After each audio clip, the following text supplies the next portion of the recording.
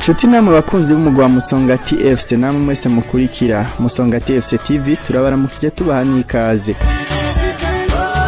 Kuri wa gatatu twabashikanye ku myimenyerezo y'umugwa wa Musongati FC aho uriko witegurira urukino rwo ku munsi wa 19 w'ihiganwa aho uzohura n'umugwa wa Message Ngozi wo mu gisagara ca Ngozi kuri uyu w'Imana kuri stade Rukundo. Mumenyereza wayo Rukundo Jean Dodier batazira Dodi aremeza ko gushika ubu imyitegurire ikigenda neza. Kwizo n'umwana uvuga ko imyimenyerezo yageze neza kuko twatanguye ejo ninde twatanze ropo kuko nako twakinye dimanche tavyirenge n'abajore baje entraînement bameze ndabona ko morale irimo kandi mva ko na stade d'entraînement twakoze yagenze neza biko birahinduka kuko uravye equipe yari maze igihe iri mu bihe bibi mva ko equipe iri maze igihe iri mu bihe bibi abajore mu mutwe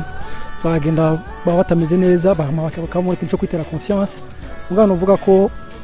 bivanye n'ama victoire tumaze imisi tubona ndabona ko confiance irikira garuka ndabona ko kira joueur wese arabona ko iyo tugiye kwiyangaja muri match tugira duse objectif yo gutsinda kandi ukabona ko bagomba kubikorera confiance iri hajya muri football c'est unique ni gikomeye gose bamaze kuganya confiance n'ibindi bishobora kuba byiza kuko baheza bakitanga match 12 zisigaye mu nyinshi turi a 5 points ya equipe ya mbere kuko se biracashoboka imana tugiye imbere match turi imbere yacu tukazitsinda tugatsinda equipe ziri imbere yacu kuri classement ni bari double avantage kandi ndizera ko bizogenda neza kuko ndabona morale imeze neza c'est vrai Message Ngozi ndayizi nayiciyemo ariko uravye imyaka ishize simike bavye n'abakoca amaze kuhaca sibake kuko Jimmy Wasquare mu koca wa kabiri aci ndahavuye bibaza ko bashaka yarahinduye philosophie yo wakina sur deux jeux kuba Message ndaswara mu gukomeye mu nubaha mu gugeze no mwanya uri imbere kuri classement yacu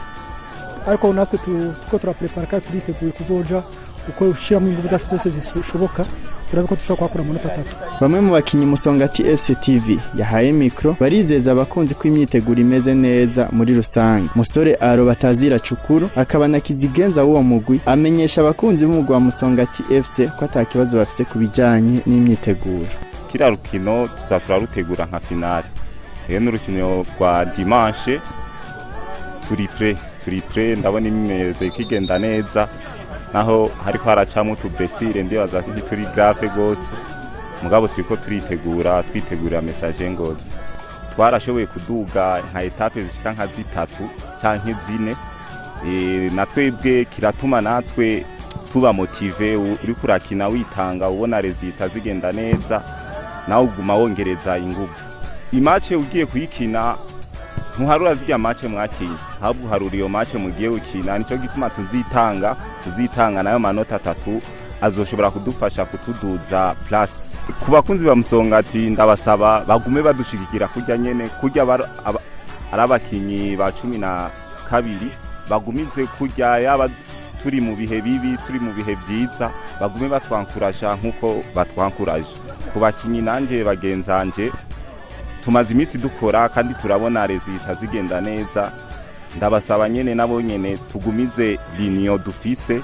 ndiazi ibintu bizogenda neza tuzoronka ni place nziza naho turi ku place ya 5 ntituyishimiye gose turiko turarondera ibibanza vya mbere. Ari Diselemani umwe mu bakinyi b'umugwa wa Musongati kubwiwe ibihe vyiza barimwe babikesha umumenyereza mushasha. Twebwe turashima kwanza kubona twararonse umukoca mushasha twari mu bihe bibi mu misi yahera mugabo mu mupira w'amaguru ibihe bibi haragera igihe bigahera nk'ubu twavuga yuko turi mu bihe byiza nuko twaronse umukoca mushasha namwe gwengira murabona icyahindutse tumaze 3 match dutsinda urumva ucubona mu bisanzwe yuko hari icyahindutse kinini gose je novuga yuko Imana itugiye imbere ku match tuko twitegurira dimanche hariya Ingozi tuzotsinda tuvise motivation nziza yani turakundana umva icyambere ni solidarite ngene mbona abakinyi ngene tumeze twese turi kintu kimwe naco gituma ubona izi match zitatu ziheze tumaze imisi tuzitsinda nuko hari turi kintu kimwe niko no bivuga. Ndabarugira Ernest icegera c'urongo y'abafana ba Musongati FC twasanze ku kibuga aremeza ko atantambamye nimwe abona yotuma badatahukana amanota 3 kuri uyu w'Imana. Iko ndaraba je mu bisanzwe nta musi mwense biti za Musongati umugwi uhagaze neza kubera ko abakinyi bose barakomeye bari en forme je mbona imyiteguro ari myiza cyane umugwi haragira igihe uca mu bihe bibi n'igihe uca uba uri mu bihe vyiza twavuga yuko no muri ale suba duhagaze nabi abo gusa twari mu bihe bibi ubu rero muri roturu umugwi biraboneka neza yuko uhagaze neza nibihe vyerekana nuko umusaruro w'amanota uri kuraboneka hajya uri mihiganwa wama witegura igikombe tegeza kugitwara n'ubu rero tegezwa kubandanya dushiramo inguvu ku mpande zose kugira ngo turabure ushobora gushika kwihangiro twihaye duhagurutse n'umuvuduko abakinyi bose bakwiye bakomeye tugashika Ingozi nta kibuza yuko umusaruro mwiza abo 3 gutsinda message Ngozi birashoboka nabanza nkatumira yuko abashoferi bose boshika kuri Finbank kugira ngo umufana wese yifuza kuje Ngozi ntabure ikimwunguruzi ashobore gushika kuri stade Urukundo yarekeje equipe yiwe ya Musongati kigira kabiri navuga nti nosaba ko bafana bose bogwazi ya jezi ziriko ziragurishwa kugira ngo tuzogende dusa kubera ko muri fanatisme hari ibintu byinshi two turahindura dushaka yuko umugwi wa Murangwa ni jezi na cyane cyane wazi ko turi Geneve hanyuma nkavuga nti ntimugende mufise ubwoba muvyo nobwira abafana vuga ati ntimugende mufise ubwoba ahubwo mugende mufise morale kubera ko icaduhaye igikombe mu mwaka uheze n'ubu kirashobora kuduha niyo mana twizera turashobora kuronka intsinzi kandi ndizera ko intsinzi ari kashi n'abandi bakunzi ba Musongati FC barashimishwa n'intambwe umugugeze Ndayisenga Dieudonné agahamagarira abakunzi ba Musongati FC kwitabira urukino rwo kuri uyu w'Imana mu gisagara ca Ngozi ego umugura duhimbara cyane ahubwo mbe niko ndaraba ndabona n'amanota 3 Ngozi tuzoza tuyaza